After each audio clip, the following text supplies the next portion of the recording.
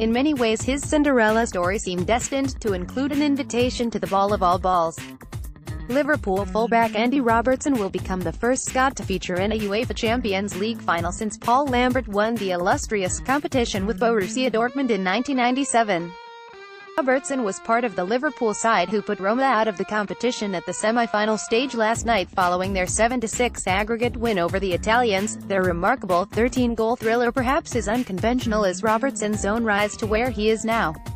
It has become trite to trot out the fact that the 24-year-old has made it to the top the hard way rather than through the pampered academy route, but at the same time it is impossible to applaud Robertson's current vantage point without a look over his shoulder.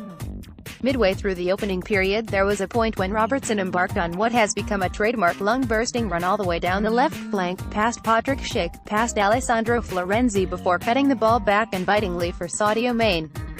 A second goal for the striker at that point seemed to hang inevitably in the air before Roma keeper Alisson turned the shot behind for a corner.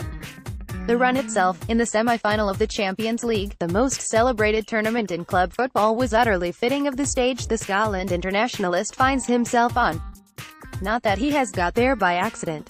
We all know the narrative well enough by now. Rejected by Celtic at under-15 level, Robertson's route to the top came via Queen's Park, Dundee United and a relegation fight with Hull, but its impact needs not dilute with repetition. The trajectory of the last 5 years of his career might read like a Roy of the Rovers' tale, rooted almost in a bygone era, but his performances for Liverpool this season has been every inch the modern full-back: aggressive, athletic, strong and industrious. Robertson has been the essence of how Jurgen Klopp's Liverpool have played in the competition. The first team to breach Roma's backline in the tournament this season, Robertson was one of the chief tormentors as he flew up and down the flank all night, repeatedly making incursions with his final ball tantalizing in the 6-yard box. Such was his nuisance value that as the game drew to a close he found himself facing the wrath of a furious Costas Manolis who bolted near on 80 yards to remonstrate with an unperturbed Robertson about his foul on Florenzi. Scot went into the book for his challenge, but he will have the chance now to write a significant chapter in his own story. The 24-year-old finds himself looking at the possibility of not just flying the flag for his country but joining the elite ranks of the celebrated Scots who have enjoyed the heady experience of lifting the weighty Champions League trophy. It eluded, cruelly, Darren Fletcher during his time at Manchester United, with suspension ruling him out of one while he was unused on the bench for the other two.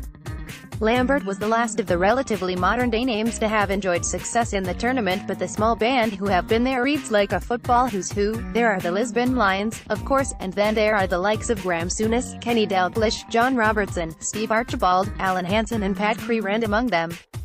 Little wonder then that Robertson could barely keep the smile off his face when interviewed in the immediate aftermath of the whistle blowing. "I had to take my time, but I feel as if I am at home now," said Robertson. The much-vaunted riches of Real Madrid will await now in the final of the competition as Robertson looks to complete his own rags-to-riches fairy